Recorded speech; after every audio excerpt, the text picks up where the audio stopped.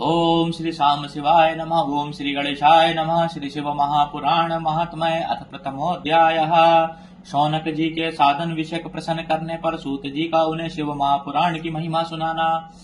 श्री शौकन जी बोले, हे महाज्ञानी सूत जी, संपूर्ण सिद्धांतों के ज्ञाता हे प्रभो, मुझसे पुराणों की कथाओं के सार तत्व का विशेष रूप से वर्णन कीजिए।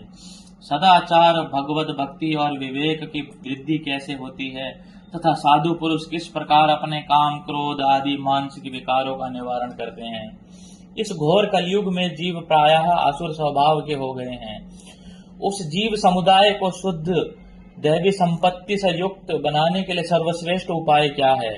आप इस समय मुझे ऐसा कोई शाश्वत साधन बताइए जो कल्याणकारी वस्तुओं में भी सबसे उत्कृष्ट एवं परम मंगलकारी हो तथा पवित्र करने वाले उपायों में भी सर्वोत्तम पवित्र कारक उपाय हो।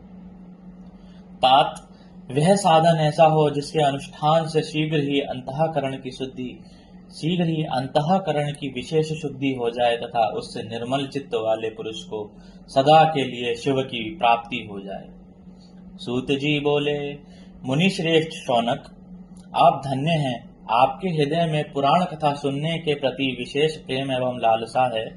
इसलिए मैं शुद्ध बुद्धि से विचार कर परम उत्तम शास्त्र का वर्णन करता हूँ। वत्स, संपूर्ण शास्त्रों के सिद्धांत से संपन्न, भक्ति आदि को बढ़ाने वाले, भगवान शिव को संतुष्ट करने वाले तथा कानों के लिए रसायन स्वरूप दिव्य पुराण का श्रवण कीजिए। यह उत्तम शिव पुराण कलकाल रूपी सर्प से प्राप्त होने वाले महान त्रास का विनाश करने वाला है। हे मुने, पूर्व काल में शिवजी ने इसे कहा था। गुरुदेव व्यास जी ने सनत कुमार मुनि का उपदेश पाकर कलयुग के प्राणियों के कल्याण के लिए बड़े आदर से संक्षेप में इस पुराण का प्रतिपादन किया है। हे मुने, विशेष रूप से कलयुग के प्राणियों की चित्त शुद्धि के लिए इस शिव पुराण के अतिरिक्त कोई अन्य साधन नहीं है। हे मुने, जिस बुद्धिमान मनुष्य के पूर्व जन्म के बड़े पुण्य होते हैं, उसी महाभाग्यशाली व्यक्ति की इस पुराण में प्रीति होती है। यह शिव पुराण परम उत्तम शास्त्र है। इसे इस भूतल पर भगवान शिव का वांग्मय स्वरूप समझना चाहिए और सब प्रकार से इसका सेवन करना चाहिए। इसके पठन और श्रवण से शिव भक्ति पाकर श्रेष्ठतम स्थिति में पहुंचा हुआ मनुष्य शीघ्र ही शिव पद को प्राप्त कर लेता है। इसलिए संपूर्ण यत्न करके मनुष्यों ने इस पुराण के अध्ययन को अभीष्ट साधन माना है और इसका प्रेम पूर्वक श्रवण भी संपूर्ण वांछित फलों को देने वाला है। भगवान शिव के इस पुराण को सुनने से मनुष्य सब पापों से मुक्त हो जाता है तथा बड़े बड़े उत्कृष्ट भोगों का उपभोग करके अंत में शिवलोक को प्राप्त कर लेता है। राजसूय यज्ञ और सैकड़ों अग्निष्टोम यज्ञों से जो पुण्य प्राप्त होता है वह भगवान शिव की कथा के सुनने मात्र से प्राप्त हो जाता है। हे मुने, जो लोग इस श्रेष्ठ शास्त्र शिव पुराण का श्रवण करते हैं उन्हें मनुष्य नहीं समझना चाहिए, वे रुद्र स्वरूप ही हैं, इसमें संदेह नहीं है। इस पुराण का श्रवण और कीर्तन करने वालों के चरण कमल की धूलि मुनिगण तीर्थ ही समझते हैं। जो प्राणी परम पद को प्राप्त करना चाहते हैं उन्हें सदा भक्ति पूर्वक इस निर्मल शिव पुराण का श्रवण करना चाहिए। हे मुनि श्रेष्ठ, यदि मनुष्य सदा इसे सुनने में समर्थ ना हो तो उसे प्रतिदिन स्थिर चित्त से एक मुहूर्त भी इसको सुनना चाहिए। हे मुने, यदि मनुष्य प्रतिदिन सुनने में भी अशक्त हो तो उसे किसी पवित्र महीने में इस शिव पुराण का श्रवण करना चाहिए। जो लोग एक मुहूर्त, उसका आधा, उसका भी आधा अथवा क्षण मात्र भी इस पुराण का श्रवण करते हैं उनकी दुर्गति नहीं होती।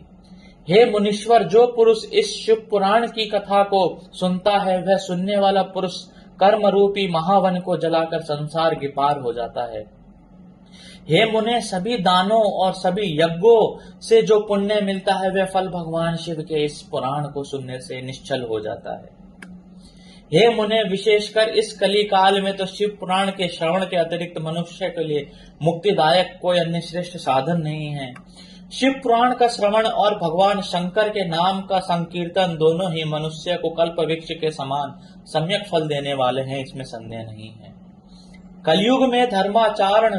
कलयुग में धर्माचरण से शून्य चित्त वाले दुर्बुद्धि मनुष्यों के उद्धार के लिए भगवान शिव ने अमृत स्वरूप शिव पुराण की उद्भावना की है। अमृत पान करने से तो केवल अमृत पान करने वाला मनुष्य ही अजर अमर होता है, किंतु भगवान शिव का यह कथा अमृत संपूर्ण कुल को ही अजर अमर कर देता है।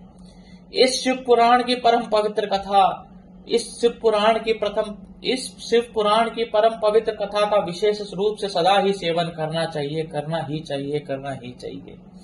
इस शिव पुराण की कथा के श्रवण का क्या फल कहूं, इसके श्रवण मात्र से भगवान सदाशिव उस प्राणी के हृदय में विराजमान हो जाते हैं। यह शिव पुराण नामक ग्रंथ 24,000 श्लोकों से युक्त है। इसमें 7 संहिताएं हैं। मनुष्य को चाहिए कि वह भक्ति, ज्ञान और वैराग्य से भली भांति संपन्न हो, बड़े आदर से इसका श्रवण करे। पहली विद्वेश्वर संहिता, दूसरी रुद्र संहिता, तीसरी शतरुद्र संहिता, चौथी कोटि रुद्र संहिता और 5वीं उमा संहिता कही गई है।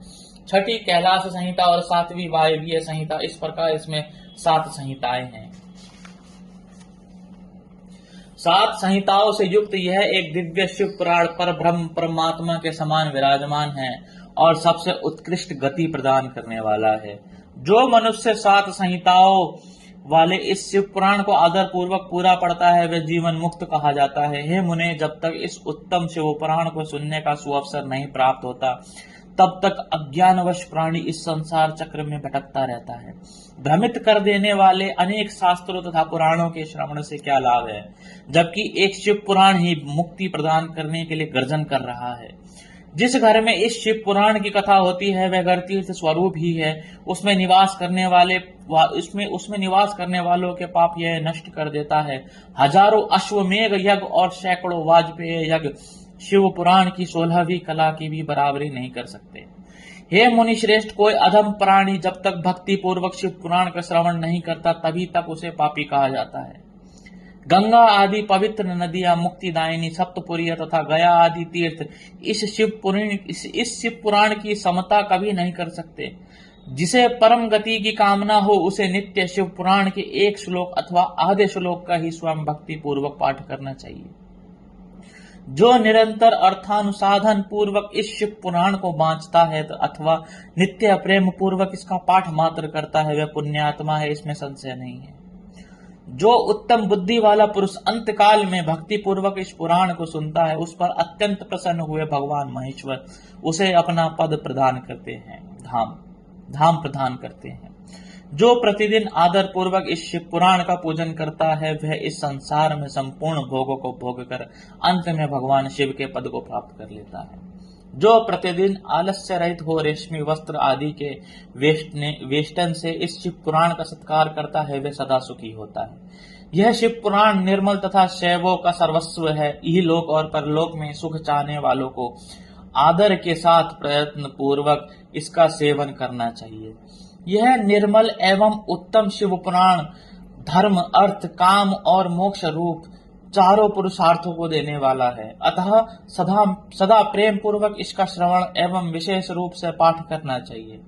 वेद, इतिहास तथा अन्य शास्त्रों में है यह शिव पुराण विशेष कल्याणकारी है, ऐसा मुमुक्षुजनों का समझना चाहिए।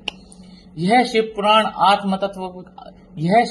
आत्म तत्वज्ञों के लिए सदा सेवनीय है, सत्पुरुषों के लिए पूजनीय है, तीनों प्रकार के तापों का शमन करने वाला है, सुख प्रदान करने वाला है तथा ब्रह्मा विष्णु महेश आदि देवताओं